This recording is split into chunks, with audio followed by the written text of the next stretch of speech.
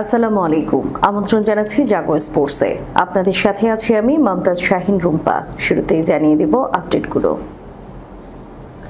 ফারুক হেরে গেলেন, বিসিবিতে ফ্যাসিস্ট দোসরদের উল্লাস নৃত্য। ঢাকার বাইরেও হচ্ছে বিসিবির অফিস, যেসব পরিকল্পনা বুলবুলের। ক্ষমা চাও নইলে 100 কোটি রুপির মানহানির মামলা, শোয়েব আখতারকে আইনি নোটিশ। যে কারণে শেষ ম্যাচে শরীফুলকে পাচ্ছে না বাংলাদেশ। শুনছিলেন শিরোনাম, এবারে বিস্তারিত। ফারুক হেরে গেলেন, বিসিবিতে ফ্যাসিস্ট দোসরদের উল্লাস নৃত্য।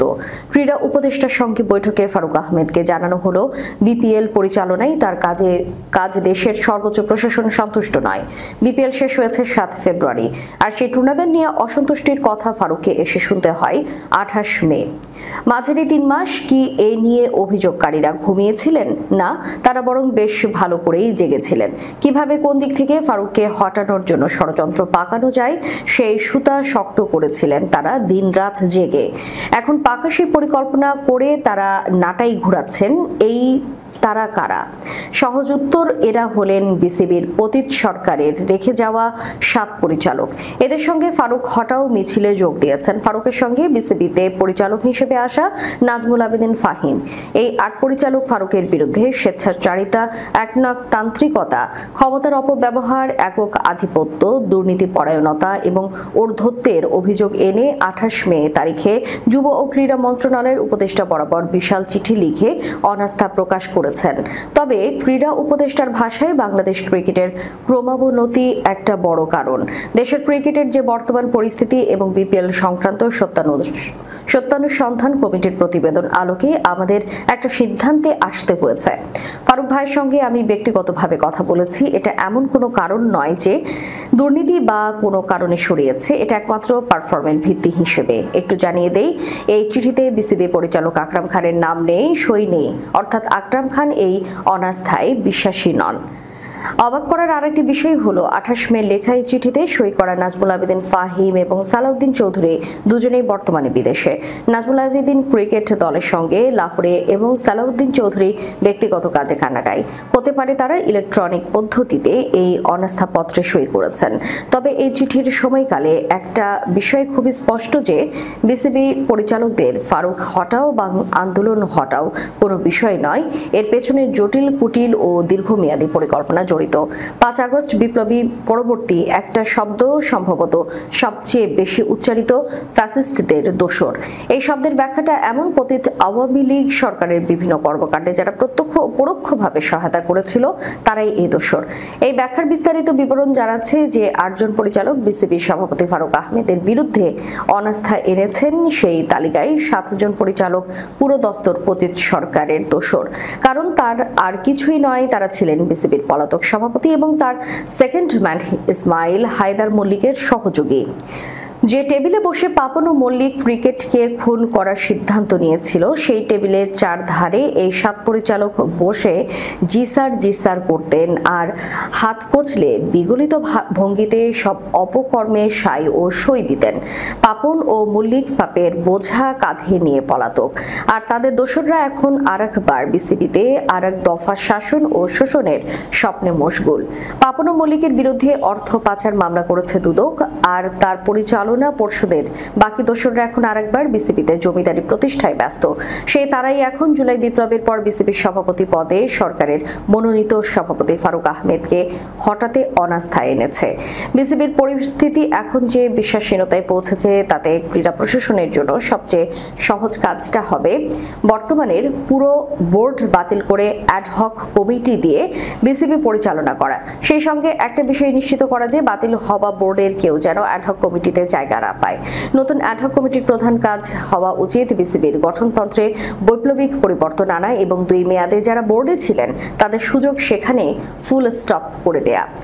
বিসিবিতে লম্বা সময় ধরে কারো জমিদারি প্রথা বন্ধ করতে এর কোনো বিকল্প নেই। বিশাল বড় বড় নীতিবাক্যে আউড়ে এসে বিসিবির এই চিহ্নিত দোসরদের বিরুদ্ধে এখনো কেন বর্তমান ক্রীড়া প্রশাসন কোনো ব্যবস্থা নিতে পারেনি? দায়টা অবশ্যই তাদের নিতে হবে। সিদ্ধান্তহীনতা ও অদক্ষতার অনন্য মান। বাংলাদেশ ক্রিকেট মূলত ঢাকা কেন্দ্রিক, এটা অনেক বছর ধরে হয়ে আসছে। তবে নতুন বিসিবির সভাপতি আমিনুল ইসলাম বুলবুল দায়িত্ব নিয়ে ঢাকার বাইরেও ক্রিকেট ছড়িয়ে দেওয়ার কথা জানায়।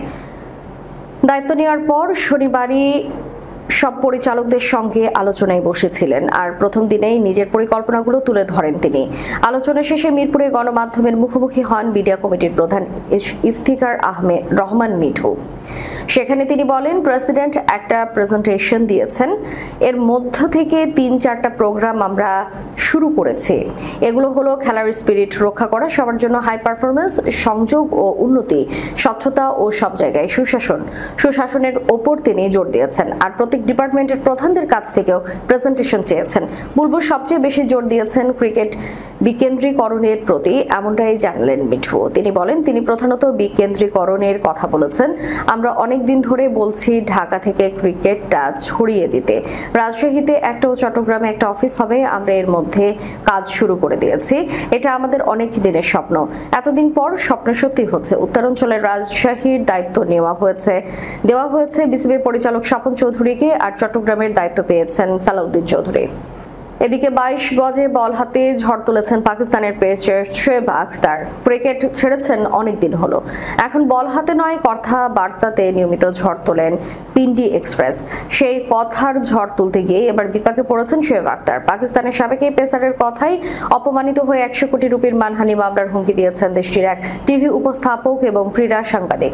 25 মে প্রচারিত তামাশা নামের একটি অনুষ্ঠানে ডক্টর নোমান নিয়াজ নামের সেই টিভি উপস্থাপককে নিয়ে কথা বলেন শোয়েব আখতার। সেই অনুষ্ঠানে ডাগ আউট নামের একটি অংশ আছে, সেখানে শোয়েব কোনো এক প্রসঙ্গে বলেন, এই যে ডক্টর নোমান নিয়াজ, সে তো আমাদের ব্যাগ টানতো, আমরা তাকে ওই কাজের জন্যই রেখেছিলাম। শোয়েবের এই কথা মোটেই ভালোভাবে নেননি নোমান নিয়াজ। শোয়েবের কথায় সম্মানহানি হয়েছে দাবি করে আইনি নোটিশও পাঠিয়েছেন। নোটিশে লেখা হয়েছে, ডক্টর নিয়াজের পেশাগত সম্মানহানির জন্য অসত্য, বানোয়াট, অর্থনৈতিক ও মানহানিকর কথা বলেছেন শোয়েব। নোটিশে পাকিস্তানের ক্রিকেটারের সঙ্গে ডক্টর নিয়াজের দীর্ঘদিনের পথ চলার কথা উল্লেখ করা হয়েছে। ডক্টর নিয়াজ যে পাকিস্তানের ক্রিকেট নিয়ে উইজডেন সহ দেশি বিদেশি প্ল্যাটফর্মে 3,500-এর বেশি লেখা লিখেছেন, সেটিও বলা আছে নোটিশে। শুধু তাই নয়, শোয়েবকে 14 দিনের মধ্যে প্রকাশ্যে বিবৃতি দিয়ে ক্ষমা চাইতে বলা হয়েছে ও নোটিশের জবাব দিতে বলা হয়েছে। সাবেক ক্রিকেটার যদি এসব না করেন তবে সম্মানহানির জন্য 100 কোটি রুপির ক্ষতিপূরণ মামলা করার হুমকিও দিয়ে রেখেছেন নিয়াজ। শোয়েব এখনো এই নিয়ে কোনো কথা বলেনি। এর আগেও নিয়াজের সঙ্গে ঝামেলায় জড়িয়েছিলেন শোয়েব। পিটিভি স্পোর্টসের এক লাইভ অনুষ্ঠানে উত্তপ্ত বাক্য বিনিময় হয়েছিল দুজনের মধ্যে। ওই ঘটনায় পিটিভি স্পোর্টস থেকে পদত্যাগও করেছিলেন শোয়েব। পাকিস্তানের কাছে প্রথম 2 ম্যাচ হেরে এরই মধ্যে সিরিজ খুইয়েছে বাংলাদেশ। শেষ ম্যাচটা তাই লিটন দাসদের জন্য হোয়াইট ওয়াশ এড়ানোর মিশন, কিন্তু সেই মিশনে পূর্ণ শক্তির দলকে পাবেন না বাংলাদেশ অধিনায়ক, কারণ বাঁহাতি পেসার শরীফুল ইসলাম শেষ ম্যাচের আগে ছিটকে গেছে দল থেকে। বিসিবি থেকে পাঠানো এক সংবাদ বিজ্ঞপ্তিতে জানানো হয়েছে, পেশির চোটের কারণে কমপক্ষে 2 সপ্তাহের জন্য মাঠের বাইরে থাকতে হবে শরীফুলকে। আরব আমিরাতের বিপক্ষে সিরিজের প্রথম ম্যাচ খেলে আইপিএলে চলে যান মুস্তাফিজুর রহমান। তার পরিবর্তে দ্বিতীয় ম্যাচ থেকে বাঁহাতি পেসার হিসেবে খেলছেন শরীফুল। পাকিস্তানের বিপক্ষে সিরিজ শুরুর আগেই আইপিএলে পাওয়া ইনজুরির কারণে সিরিজ থেকেই ছিটকে যান মোস্তাফিজ, যার ফলে শরীফুলের উপরে আস্থা রাখছিল টিম ম্যানেজমেন্ট। এবার তিনিও পড়লেন ইনজুরিতে। বিসিবি থেকে পাঠানো বিজ্ঞপ্তিতে জাতীয় দলের ফিজিও দেলোয়ার হোসেন উদ্ধৃতি তুলে দেয়া হয়। তিনি বলেন, শুক্রবার লাহোর পাকিস্তানের বিপক্ষে দ্বিতীয় টি-20 ম্যাচে বোলিং করার সময় শরীফুল চোট পান। এমআরআই স্ক্যান সহ পরবর্তী মেডিকেল মূল্যায়নে তার ডান পাশের রেকটাস ফেমোরিস পেশিতে গ্রেড 1 স্ট্রেইন ধরা পড়েছে। ইনজুরির কারণে শরীফুল 2 সপ্তাহের জন্য দলের বাইরে ছিটকে পড়লেন। বিসিবি মেডিকেল টিমের তত্ত্বাবধানে আর তার চিকিৎসা এবং পুনর্বাসন চলবে।